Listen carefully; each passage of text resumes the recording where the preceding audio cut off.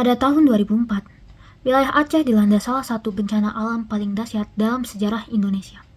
Gelombang tsunami besar menerjang pesisir, menyebabkan kerusakan alam yang masif dan menelan lebih dari 170.000 korban jiwa. Apa yang sebenarnya terjadi? Bagaimana proses di dalam bumi dapat memicu bencana sebesar ini? Oleh karena itu, dalam video kali ini, kita akan membahas tentang bencana alam, jejak dinamika bumi, dan dampaknya bagi kehidupan. Saya akan menjelaskan definisi dari bencana itu sendiri. Jadi, apa itu bencana?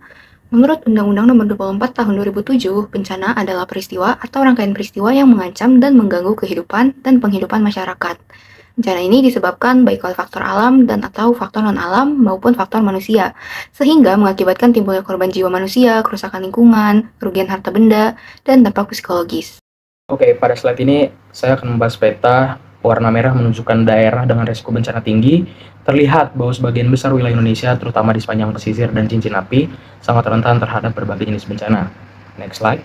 Bencana di Indonesia berasal dari berbagai sumber, misalnya atmosfer seperti badai, pada dalam bumi seperti gempa, lautan tsunami, gabungan darat, laut, udara seperti banjir dan longsor, dan yang terakhir luar angkasa seperti jatuhnya meteorit. Akan dilanjutkan teman saya. Saya akan menjelaskan tentang terjadinya bencana geologi. Indonesia berada di pertemuan tiga lempeng besar, yaitu Indo-Australia, Eurasia, dan Pasifik. Tekanan dari pergerakan antar lempeng memicu gempa bumi. Aktivitas vulkanik juga terjadi ketika tekanan magma mendorong ke permukaan hingga menyebabkan letusan.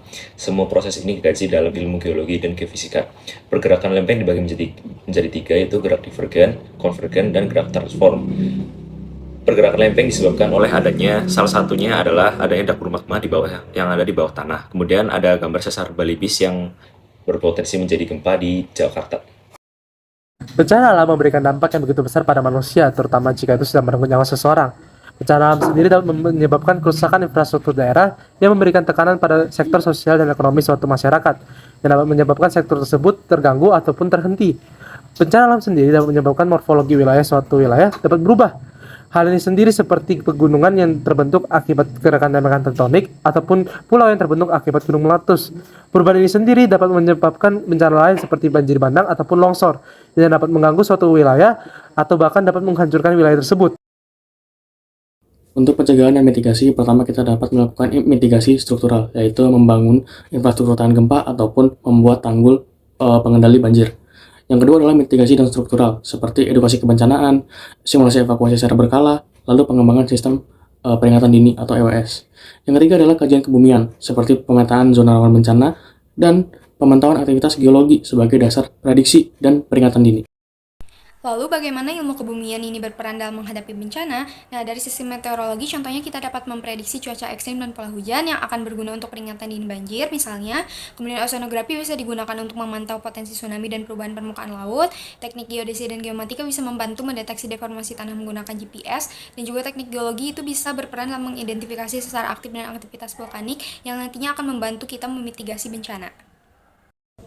Selanjutnya di sini saya akan membahas studi kasus singkat mengenai letusan Gunung Merapi tahun 2010 yang menyebabkan korban jiwa lebih dari 300 orang.